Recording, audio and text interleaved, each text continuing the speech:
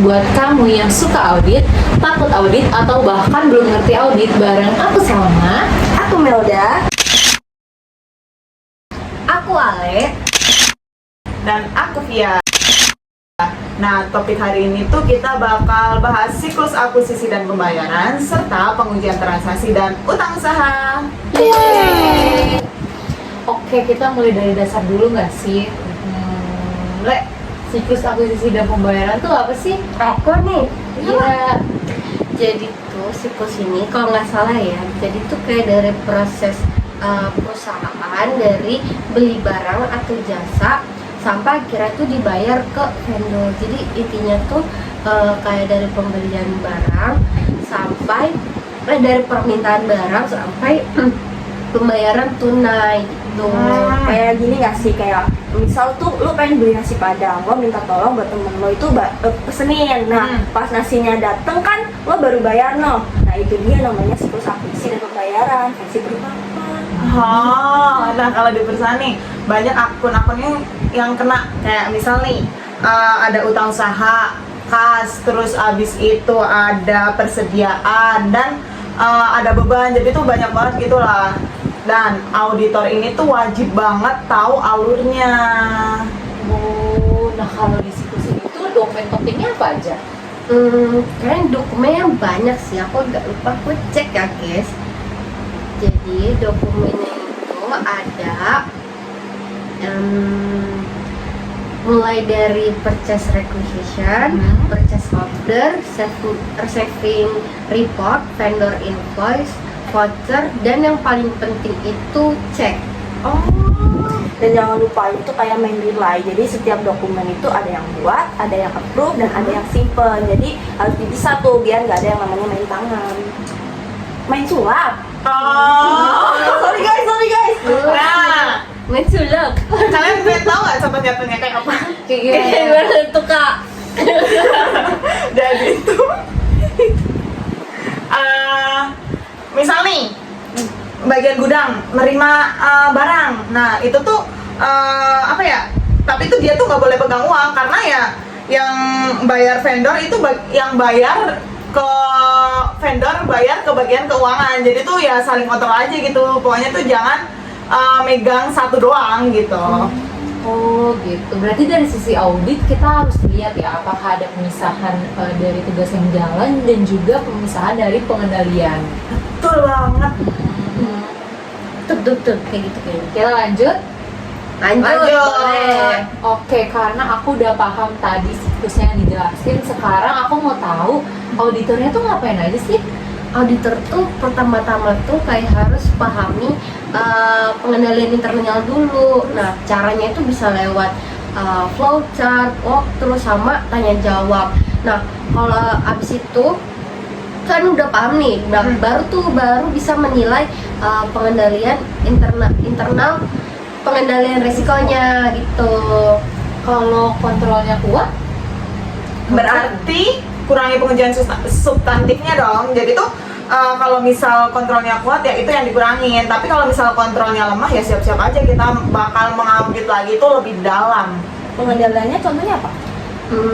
Contohnya tuh kayak apa ya? Contohnya itu kayak otorisasi pembelian, pemeriksaan dokumen sebelum bayar, cek harus ditandatangani orang yang berwenang, sama barang yang masuk itu harus dicek jumlah dan kualitasnya. Oh, aku jadi inget nih. Jadi tuh kita tuh nggak boleh lupa apa aja sih yang harus dipastiin. Itu tuh ada 4. Yang pertama itu ada transaksi itu benar-benar terjadi. Yang kedua transaksi itu sudah dicatat. Dan yang ketiga nilainya itu akurat. Dan yang terakhir itu klasifikasinya harus tepat. Lanjut ya. Nah, sekarang masuk ke topik favorit kita. Apa tuh?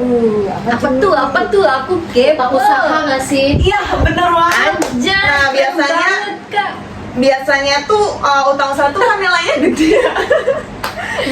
nah ini tuh jadi sering banget jadi target audit karena itu bakal lebih memengaruhi laporan keuangan.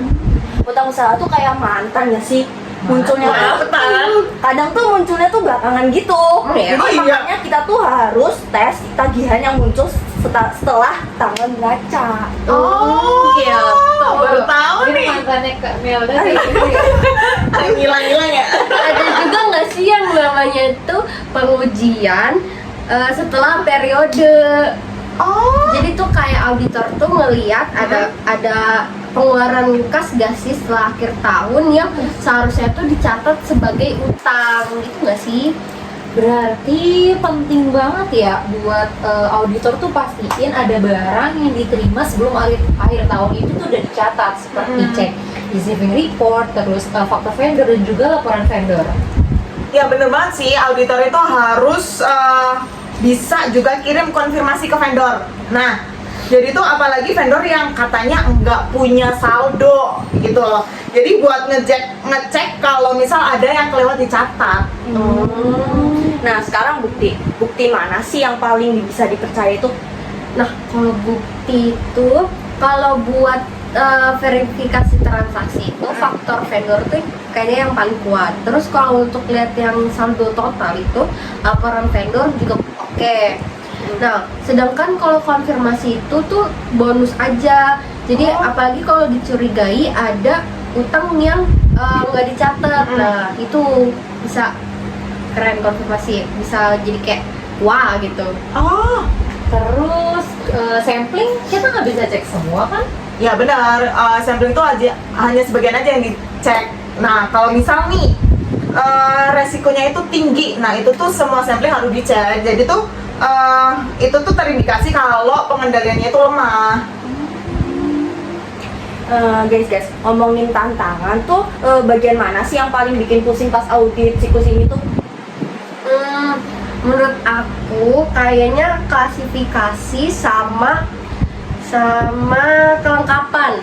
Jadi Misal? itu kayak misalnya pembelian mesin itu tuh masuknya tuh ke biaya operasional, tapi harusnya tuh masuknya tuh ke aset tetap. Nah itu sih yang kayak sangat krusial. Oh, sama nih misal kalau vendor nggak balas konfirmasi itu masih banget nggak sih? Iya sih. Iya kan? Jadi itu kita harus pakai bukti lain kayak misal nih faktur, laporan vendor dan pengeluaran kas. Dan juga auditor itu harus komunikatif nggak sih biar klien tuh nggak ngerasa diintegrasi. Ya benar-benar. Betul. Interogasi. Nah, itu. Interogasi. Coba ulang Kak. Apa tadi intro apa? Interogasi. Iya. Integrasi. Salah.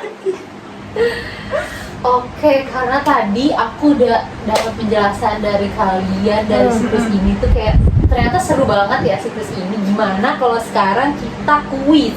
Kuis apa? Sekarang banget ini kan Tiba-tiba. hot seru ya banget bahas ini. Berarti kan tiba-tiba kuis gitu. Ya. Jugan banget. Aku lupa. Aku belajar dulu kak.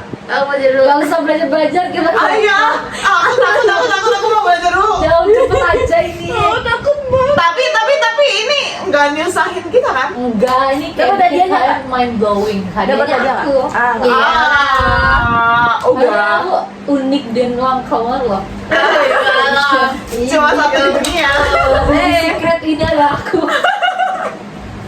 Ya udah, ayolah. Mau nggak? Ya udah lah, nggak apa-apa. Tapi Oke. jangan banyak-banyak ya. Ya dikit Ya. kok. Ini 3 aja jadi pastiin kalian harus bisa jawab ya per orangnya.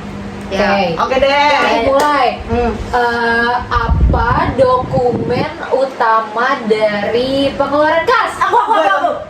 Bu Melda dulu. Udah, aku Ya, nggak. ya. Cek post invoice. Kok bisa nyontek ya lu? Iya. Nyontek. Udah, kalian bisa Ayo, jawab kan ayo. selanjutnya. Oke, yang kedua, tujuan dari pengujian kewajiban setelah periode Aku Apa sih? apa ya? cari utang yang belum dicatat per 31 Desember. Emang iya. Salah, nggak tahu. Aku belum jawab. Ini satu lagi nih soalnya. Pasti Yuk, jawab ya, Vi. Ya. Oke. Pertanyaan terakhir nih. Kukira tadi salah. Kenapa sih konfirmasi utang itu nggak umum? Tahu nggak lu? Diam dulu lagi mikir nih. Karena auditor itu biasanya udah punya faktur sama udah punya laporan vendor. Iya. Iya. Bukan sih? Bukan gak sih? Pasal tadi nanya mulu kok sekarang nanya kita. Oke deh, karena tadi Iya. mulai dari kalian menjelaskan itu kayak aku kepikiran kalian inget nggak ya yang kalian ngomongin tadi gitu. Oh, siap kakak. Siap. Kak. Keren banget kan? Karena udah materi, udah kuis, bosen gak sih? Gimana kalau kita main role play? Apa sih itu? Ngapain? Role play itu apa? Lu nih ya. Kita main bareng-bareng. Cek aja telegramnya sekarang. Apa ini? Jadi aku nih jadi klien, nah kalian tuh jadi auditornya gimana? Oh, aku jadi auditor. Kalian bertiga, kan auditor bertim tuh. Oh, iya. Oke deh. Nanti Boleh? nyoba-nyoba aja ya. Oke, mau? Iya, Oke. Oke, kita mulai. 1, 2, 3. Selamat pagi. Pagi. Kami sudah kirim. Ada sih auditor yang biji-biji ke klien gitu. Pagi gitu ya. Oh iya. Biar kliennya tuh percaya. Oke. Ulang ya. Oke, kita mulai ya. Selamat pagi. Pagi. Kami sudah kirim laporan dari pembelian dan utang usaha. Apakah ada pertanyaan? Kami ingin cek apakah laporan vendor bulan Desember sudah direkonsiliasi. Beberapa sudah, sisanya menyusul. Ada receiving report untuk barang akhir Desember. Lagi diproses. Oke Bu, kami akan tracking pembayaran Januari. Siapa tahu ada tagihan di bulan Desember. Baik, silakan. Nah, kayak gitu ya. Jadi audit tuh teamwork, bukan nyari salah doang. Betul. Oke, kita warm up ya. Dari awal kita kan udah bahas tentang proses akuisisi sampai pembayaran, dokumen penting, pengendalian internal, pengujian transaksi, pengujian saldo utang, Iya. bahkan sampai bukti audit dan sampling. Audit itu tuh kayak puzzle. Jadi lo tuh harus ngerti gambaran besarnya. Jadi tapi juga cek potong kecilnya itu satu-satu. Setuju, audit itu juga bukan cari kesalahan gak sih, tapi kita harus kayak mastiin laporan keuangannya itu bisa dipercaya apa enggak. Tips dari aku sih, jadi tuh seorang auditor itu bukan nyari salah doang, tapi tuh mulai kayak memahami alurnya gitu loh, alur dokumen. Jadi tuh mulai dari permintaan pembelian sampai pembayaran. Ikut simulasi audit juga bantu banget, belajar dari praktik, bukan cuma baca teori. Dan nikmati proses belajarnya nggak sih? Betul. Karena begitu tuh kita, karena begitu kalian masuk ke AP semua ini bakal jadi dunia nyata. Bener banget. Ya. Oke, terima kasih buat semuanya yang udah dengerin podcast Black Maroon. Jangan lupa buat follow dan share ke teman-teman kalian semua ya. Sampai jumpa di episode selanjutnya. Dan tetap semangat belajar audit. Dadah. Bye. Tadi aku salah. Berapa menit? Aku nggak tahu. Selamat pagi. Pagi. Kok kayak pramuka? Tadi mau bersin. Oh iya, kita nggak pakai naranin. Pakai name. Nggak usah. Oh iya, udah. Nanti tambah aja. Iya, di kalinya. Di sini kan nanti kan per ini kan